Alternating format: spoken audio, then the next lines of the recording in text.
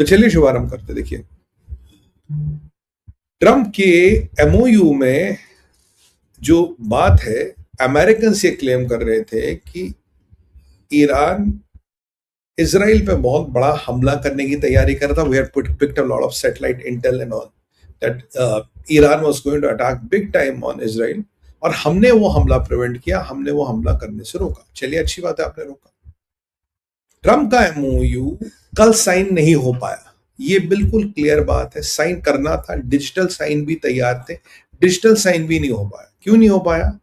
क्योंकि ईरान ने काफी सारी शर्तें जो उसकी थी, उन्होंने कहा जब तक इनको एमओयू में आप घुसाओगे नहीं, we are not going to sign any document. जो मैंने आपको बोला था, मैंने आपको कल बोला था कि ट्रंप का एमओयू आज साइन नहीं होगा, ट्रंप कुछ भी कहता रहे, it is impossible to sign.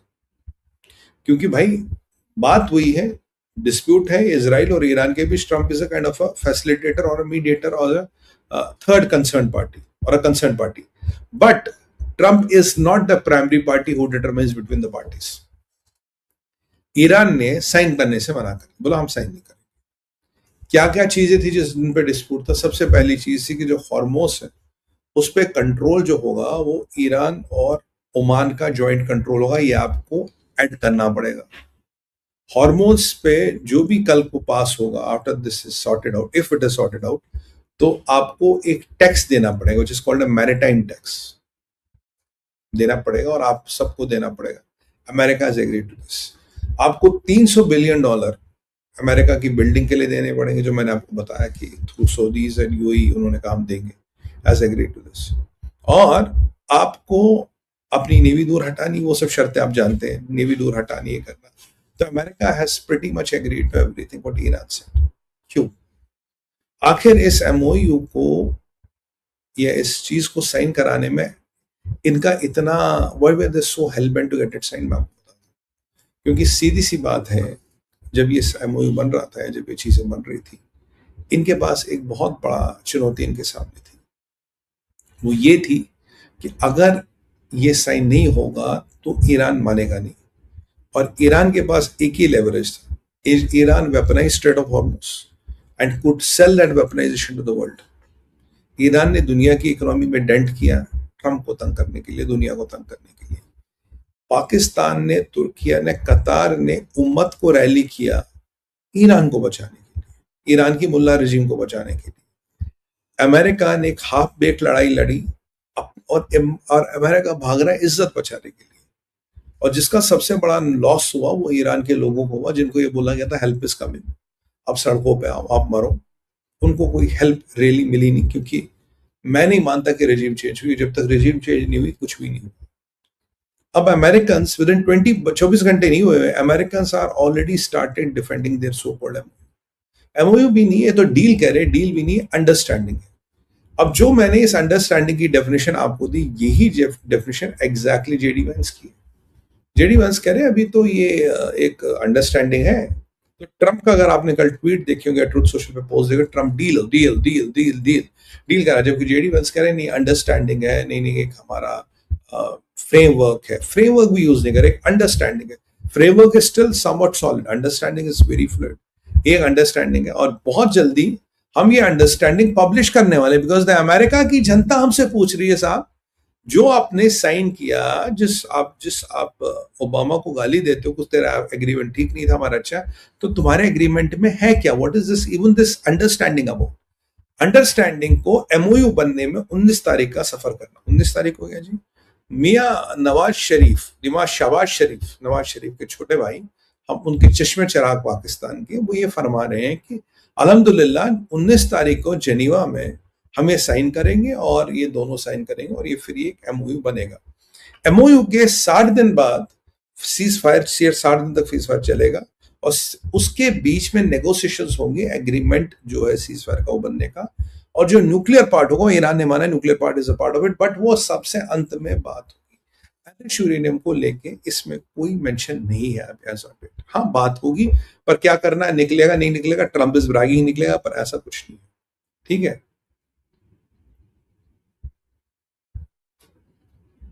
अच्छा, अभी अभी खबर आई है कि जबकि ट्रंप ने कहा, पाकिस्तान ने कहा, सबने कहा कि भाई ये आपका जो सो कॉल्ड अंडरस्टैंडिंग है, ये 19 तारीख को जेनीवा में साइन हो रही है। अभी भी जेडी वंस का एक मीडिया एजेंसी क्लेम करी कि जेडी वंस ने इंटरव्यू दिया, I have not seen the bite, कि भाई ये तो कल ही डिजिटली साइन हो गया था। पहली बार हमें पता लगा कल ही ये डिजिटली साइन हो गया था। अगर ये कल ही डिजिटली साइन हो गया तो अमेरिका को क्या तकलीफ है डॉक्यूमेंट रिलीज करने की? If it is signed as per Israeli media, तो आप उसको रिलीज कर दो, यू रिलीज इट। तो what is stopping you from releasing a signed document? The problem is that it is not signed. The problem is there's no signature on it. तो अब JD once करे ये understanding है, ये performance based है कि अगर अगर अगर इसने ईरान ने हमारी बात मानी तो हम ये चीजें करेंगे, अगर ईरान ने हमारी बात नहीं मानी we will go back to the military tactics. तो पहली बार आपको बता दें मिलिट्री टैक्टिक्स का वर्ड विद इन 24 घंटे आ गया। क्यों? ईरान अपनी पोजीशन कॉन्स्टेंटली बदल रहा है। ईरान हर चीज ऐड कराना चाहता है, ईरान हर चीज wants on the platter table, Iran wants to turn this agreement into a war. Iran कहता है कि ये एग्रीमेंट जो है ये ट्रम्प का सरेंडर है, ये अमेरिका और इजराइल का सरेंडर है, जबकि इजराइल ने कभी सरेंडर नहीं किया, ये उनका सरेंडर है। अब आप सोचोगे कि ट्रम्प की इतनी मजबूरी क्या है? पहले जरा ट्रम्प की मजबूरियों पर बात करें, फिर डिटेल्स पे बात करें। तो that is what we know about the agreement. ये एग्रीमेंट की रूपरेखा। ट्रम्प की मजबूरी एक है, समझिए, अभी भी हॉर्मोस में करीब 1800 शिप फंसे पड़े हैं जिनके सेलर्स की हालत दयनीय है। They are sick, they have no food no water, aerial evacuation हो नहीं सकता, शिप्स का वो जंकयार्ड बनेगा एंड सेलर्स की लाइफ खतरे में। ट्रम्प पे पूरी इंटरनेशनल कम्युनिटी का दबाव है, इकोनॉमी खत्म हो रही है, ऑयल की कीमतें महंगी हो रही है और हमारे शिप निकालो। आपने ये लड़ाई शुरू की थी, you did not give us enough warning, we would have not gone to Strait of Hormuz. या तो आप हमें कहते हैं भाई आप स्ट्रेट ऑफ हॉर्मोस मत जाओ, हम आपको 10 दिन दे रहे हैं, 15 दिन दे रहे हैं, 1 महीना दे रहे हैं, उस 1 महीने के बाद आप स्ट्रेट ऑफ हॉर्मोस मत जाओ। आपने ईरान से युद्ध किया, स्ट्रेट ऑफ हॉर्मोस बंद किया, हमारे शिप हमारे लोग फंस गए, हमारे भारत के लोग मारे गए, और भी कंट्रियों के लोग मारे गए। You are responsible for the ruckus which you have created. ये उनका आरोप है। तो जो डील है, डील की रूपरेखा समझिए क्या है। डील में कुछ नहीं होगा। डील में ईरान ने कहा मैं 1 महीने में स्ट्रेट ऑफ हॉर्मोस खोलूंगा, जबकि हकीकत ये है जितनी स्ट्रेट ऑफ हॉर्मोस में माइंस हैं, अगर आज हम क्लियर करने बैठे उसमें 60 दिन लगेंगे। Even if we start clearing today, that too we are not sure are the 100% mines clear और नॉट। तो उन्होंने कहा जी आपको 60 दिन लगे माइंस क्लियर करने में, are we are not sure are we will they ever happen और नॉट। तो अब 30 दिनों में क्या होगा? जैसे भारत का एक एलएनजी वाला टैंकर आ गया, ठीक है, अब ये माइंस ईरान धीरे धीरे क्लियर करेगा। और मैं आपको ये भी बता दूं ईरान कभी सारी माइंस क्लियर नहीं करेगा, Iran will leave a couple of mines leverage. America की कोशिश होगी इन शिप्स को निकाले। उसमें क्या होगा? अमेरिका नेवल ब्लॉकेड हटाएगा, नेवल ब्लॉकेड हटाएगा, ईरान के पास चाइना का माल मसाला आ जाएगा, चाइना को तेल बेचना या किसी को तेल बेचना वो शुरू कर देगा, जो वो करता था। ईरान की सैंक्शंस धीरे धीरे हटेंगी 1 महीने बाद। तो इस एक जैसे जैसे सैंक्शंस हटेगी, जैसे ब्लॉकेड हटेगा, तो ईरान के पास पैसा आएगा। ईरान कहता है पहले मेरे एसेट्स फ्रीज करो before we sit on the negotiation. अगर एग्रीमेंट की नेगोशिएशन पे आप बैठना चाहते हो, एमओयू चलिए डिजिटली साइन हो गया अभी पता लगा, विच आई डाउट, तो आपको उसके मेरे एसेट्स सारे रिलीज करने पड़ेंगे, तब मैं बैठूंगा, पार्शियल रिलीज कर। तो बेसिकली कुछ ना कुछ एसेट रिलीज अमेरिका को करना पड़ेगा। 20-25 बिलियन डॉलर, 20-25 बिलियन डॉलर का ईरान तेल पानी बेच देगा। तो मोटा मोटा ईरान के पास लगभग 1 साल के सर्वाइवल का पैसा आ जाएगा, $56 बिलियन। ज्यादा भी आ सकता, 100 बिलियन भी आ सकता। वो आते ही ईरान के पास जहाद करने का 1 साल का सामान आ जाएगा। But what is the deal? Now Americans cannot go and pay the ransom for the ships. तो basically it is the system which is paying a ransom to get the ships out. Ships बाहर आएंगे, Iran और Oman फिर घेराबंदी करेगा, क्योंकि जो Americans ने कहा, कह रहा कि हमारी मिलिट्री वही रहेगी, हमारे एयरक्राफ्ट कैरियर वही रहेंगे, अकॉर्डिंग टू पीट हेग्सेथ, कभी भी हमें स्ट्रेट ऑफ हॉर्मोस को बंद करना पड़ सकता है। We have to do the blockade any time again. और जेडी वेंस अभी भी कह रहे कि भाई ये तो परफॉर्मेंस बेस्ड अंडरस्टैंडिंग है, ये कोई एग्रीमेंट नहीं है, ये एमओयू भी नहीं, it's a performance based agreement understanding, sorry, where Iran has to start delivering. तो जेडी की आवाज आज हिलने लगी है। Pakistan again very happy. Hegseth कह रहा है मैं मिलिट्री नहीं हटाऊंगा, मेरी चीज वही। और अमेरिका का विदेश मंत्री मार्को रूबियो जो वहां सबसे सेन और सबसे एक लॉजिकल वॉइस है, मार्को रूबियो गायब है. He, we don't know where he is. We kind of we have no idea where he is. तो Marco is missing in action. Marco Rubio ने इस पे कोई खास प्रतिक्रिया नहीं की है. Trump has been bragging about it. Trump का बुधवार को 6:30 बजे इंडिया टाइम मोदी जी से बायलैटरल है. ट्रंप को G7 जाना. He wants to call us up that I have cracked a big deal. ये ट्रंप का G7 का वो what do you call this. Pakistan is sharing कि भाई मैंने डील करा दी. और ट्रंप पे दूसरा प्रेशर क्या था? ये तो पहला शिप्स का. दूसरा प्रेशर क्या था? दूसरा प्रेशर था जहां ट्रंप और इजराइल के रास्ते अलग अलग हो गए. अब भी हुए हैं, इजराइल पे भी होगा, क्योंकि इजराइल में मोसाद का मानना था कि रेजिम हैज टू गो, और ट्रंप भी पहले इसके लिए तैयार थे. फिर उम्मत का प्रेशर पड़ता. एवरीबॉडी इन उम्मत ने प्रेशर डाला, साहब आप रेजिम नहीं बदलो. यही मौलाना ही बैठेंगे. तो सवाल है, अगर मौलाना बैठेंगे तो बाकियों को क्या इंटरेस्ट है मौलाना में? क्योंकि हर कोई उस रीजन में इस्लामिक थियोक्रेसी. हार्डली कहीं इलेक्शन होता है. अगर होता भी वो नाम के लिए होता है. जैसे तैयब अर्दोगन वो इलेक्शन को फज करने में मास्टर, उसकी तो इज्जत ट्रंप ने व्हाइट हाउस में उतारी थी. तो यहाँ ये सारे लोग इकट्ठे हो गए. Muslim brother is controlling the thing. कहता बेटा अगर आज अमेरिकनों ने और इसराइलियों ने ईरान का तख्ता पलट दिया, जो बाकी 3 खलीफा इन मेकिंग है, वो आपका पाकिस्तान हो गया, वो आपका सऊदी हो गया, और वो आपका तुर्किया हो गया. तुम्हारे तख्ते भी पलटे जाएंगे.